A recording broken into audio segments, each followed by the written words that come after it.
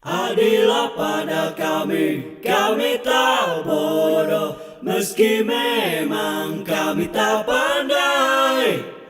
Tapi kami berjanji akan tetap mengkritik sesuai isi hati.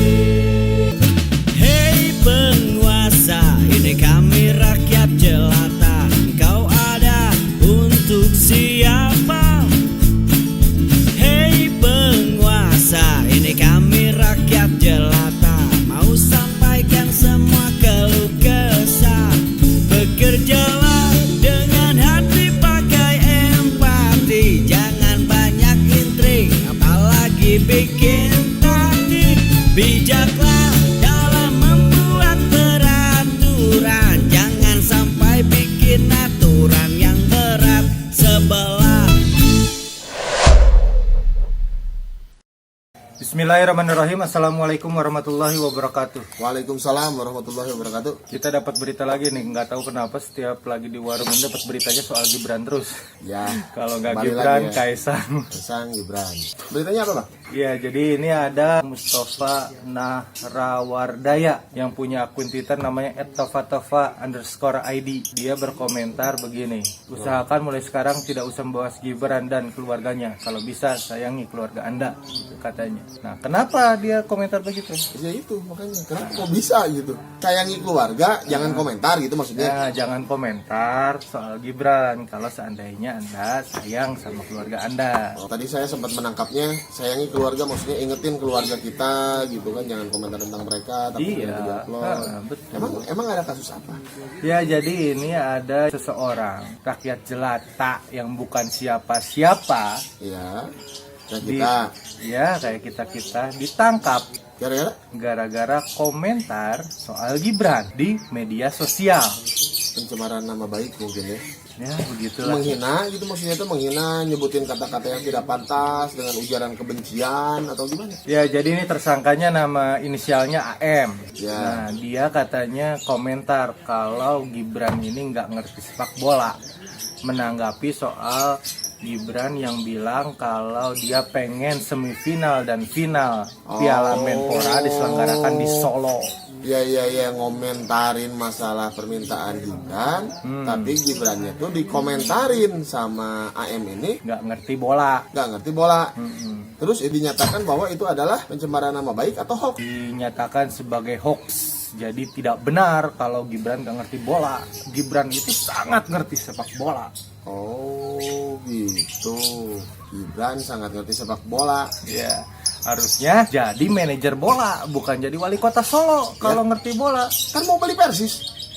Itu adiknya. Oh, adiknya ya malah ya. Kaisang. Berarti Kaisang lebih ngerti lagi bolanya. Ya, jadi pemilik ya. Jadi pemilik itu kan bukan berarti ngerti bola ya. Ngerti cara nyari untung dari sepak bola. Atau mungkin senang doang sama yang nonton bola. Bisa jadi. Cuman ya, kalau misalkan dia harus tersinggung atau harus membela diri akan suatu kritikan itu, Iya. harusnya sesuatu yang berkaitan dengan jabatannya dong.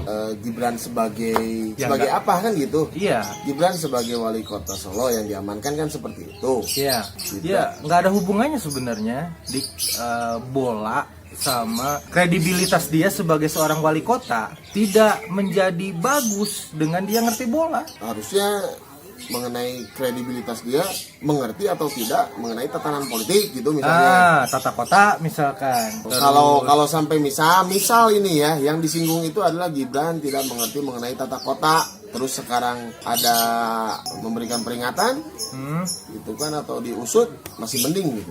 Masih mending, walaupun kalau kritikan itu ada dasarnya nggak bisa juga. Ya mungkin karena ini kritikan tak berdasar, karena oh ini nggak ngerti, enggak saya mengerti. Iya, nggak ada buktinya juga dia ngerti apa. Kalau misalkan kita cari buktinya dia ngerti bola atau enggak, dari mana? Dia kan nggak pernah jadi manajer bola, nggak pernah jadi komentator bola. Menurut saya Gibran tidak bisa membuktikan itu hoax atau enggak. Begitupun dengan tersangka AM. Oke. Tidak bisa membuktikan kalau apa yang dia nyatakan itu benar atau tidak. Oh, gitu. Apa buktinya? Nggak ngerti bola. Apa buktinya? Dia ngerti bola? Nggak ada. Dika tadi browsing nemu nggak tuh track record Gibran di sepak bola? Ya itu belum ketemu juga ya. Nggak ada. Belum diekspos mungkin. Ya semoga lah Gibran kedepannya tidak menanggapi hal ini dengan seperti itu ya, walaupun ini memang nggak tahu ya yang melakukannya kan kepolisian ya, bukan Gibran. Ya, apakah ya, atas dari- laporan Gibran atau tidak kita nggak tahu. Ya dari tim cybercrime ya. Tapi ini jadi pelajaran juga buat kita rakyat jelata semua. Kalau biasanya yang ada terseret oleh cybercrime itu kan ujaran kebencian dengan nadanya, kata-katanya. Kalau sekarang kan ada hoax dia itu yang dimaksudkan gini. Dia nggak ngerti mengenai Al-Quran, dia nggak mengerti mengenai Islam. Buktinya apa? Nah, di saat dibuktikan gitu kan, atau di luar dari bukti lah, itu aja udah termasuk. Udah termasuknya apa? Ya mungkin kita nggak tahu. Karena dia ustadz kan gitu. Enggak, bukan. Itulah ya. Jadi maksudnya ya kita semua harus lebih berwaspada, lebih menjaga. Mungkin komentarannya hanya sebatas guyon dan sebagainya. Karena sekarang ya ke situ juga sudah melanggar hukum kategorinya. Menyatakan bahwa oh si A tidak memahami ini, si B tidak mengerti itu. Iya. Ya kenyataannya benar atau tidak ya yang pastinya yang tahu hanya dia pribadi sih sebenarnya mah gitu kan. Kayak saya disebut ngerti bola atau enggak, kalian mana tahu. Ya, dia mengerti bola atau enggak, mana tahu. Oh ya, saya pengen menambahkan nih kata-kata dari tadi ya @tova_id. Kalau dia kan mengatakan seperti ini. Kalau sayang keluarga, tolong jangan komentar. Kalau saya gini, kalau sayang keluarga tidak mempunyai bukti yang mendasari pernyataan kita, diam aja. Bukti yang utama ya, di garis bawahi bukti. Harus ada bukti. Sekarang gini pertanyaannya, kenapa Saiful Zaman sampai sekarang masih aman?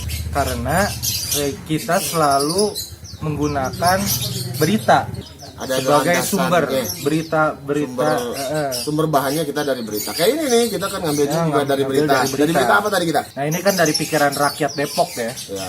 yang 15 Maret 2021. Judulnya warga ditangkap usai ejek Gibran di medsos. Mustafa _2 tak usah bahas Gibran kalau bisa sayangi keluarga Anda. Nah ini ada beritanya, kita berdasarkan berita. Makanya untuk sampai saat ini ya alhamdulillah masih aman. Kita hanya beropini berdasarkan berita yang kita baca. Makanya kita juga selalu ya mohon maaf kalau kita salah pandangan atau salah tangkap kan gitu juga. Dan kita sebagai rakyat jelata yang ingin coba untuk mengeluarkan opini kita. Kalau hoax kan sifatnya informasi. Jadi mungkin kenapa terkategori hoax? Dia memberikan informasi Yang salah. tapi informasinya nggak ada dasarnya. Oh, Sedangkan informasi yang kita tampilkan di sini ya. selalu informasi yang berdasarkan berita. Sisanya hanya opini pribadi. Betul. Nah, kalau opini pribadi masih wajar karena opini itu tidak semua orang akan mempercayai, akan meyakini, akan beropini hal yang sama. Itu wajar. Ya pada intinya dari pembahasan ini kesimpulannya kemana? Coba deh sahabat kalian juga menyampaikan gimana nih menurut kalian. Tapi hati-hati ya, jangan sampai terkena undang-undang ITE. Ya. Hati-hati saat berkomentar. Filter dulu sebelum berkomentar, sebelum menyampaikan sesuatu. Kadang-kadang ada judging terhadap pribadi yang ya menurut saya nggak pantas juga gitu untuk diucapkan, walaupun itu untuk pihak yang berseberangan ya. Iya. Nah itu harus hati-hati karena sekarang siber kan ya sudah semakin aktif, sudah dilindungi oleh undang-undang, sehingga apa yang kita katakan di media sosial ini Harus bisa kita bertanggungjawabkan intinya kan gitu. betul sekali ya. Ya udah gitu aja ya. Semoga para sahabat Saiful Zaman bisa lebih berhati-hati saat berkomentar, saat memberikan opini. Dijauhkan dari godaan tertangkap polisi. Kita ke polisi bukan goda. Tapi kan diri kita kadang-kadang tergoda untuk berkomentar sesuatu yang kurang baik. Ya kan kita nggak tergoda untuk ditangkap polisi dah. Ditangkap polisi malah yang godaan. Embung orang mah. Embung ditangkap Ya, polisi. jadi kita harus berhati-hati. Berhati-hati biar nggak ditangkap polisi. Bener. Tongkang godaan, godaan. Kita seolah-olah merayakan demokrasi tetapi memotong lidah orang-orang yang berani menyatakan pendapatnya yang merugikan pemerintah. Ini kata Sohogi. Secara teori undang-undang ini bagus, gue mendukung jika sesuai dengan praktiknya. Seperti nangkepin orang-orang yang suka nyebarin narasi kebencian, hoax, fitnah, menghina, dan memantik perpecahan, seperti yang nyebarin foto gubernur pakai koteka, yang nyebarin foto stupa Candi Borobudur kemudian diganti jadi muka Pak Presiden.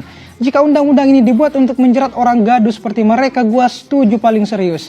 Tapi jika undang-undang ini dibuat untuk membatasi public spare rakyat untuk mengkritisi kebijakan dan kinerja pejabat publik yang palsu seperti janji-janji politiknya, Gue menolak keras dengan adanya undang-undang ini.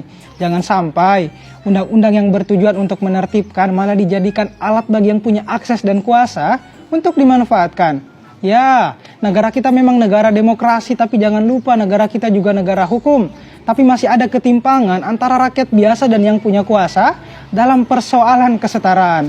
Idealnya ya harus setara, maka hukum dan demokrasi baru bisa ditegakkan. Dan satu lagi, tidak boleh atas nama kebebasan dan demokrasi kemudian penegakan hukum ditentang.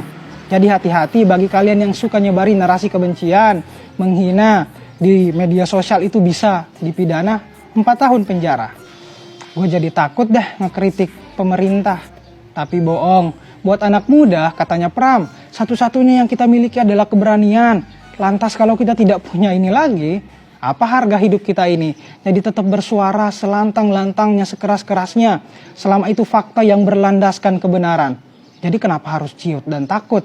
Bentar, kalian nyium sesuatu nggak sih?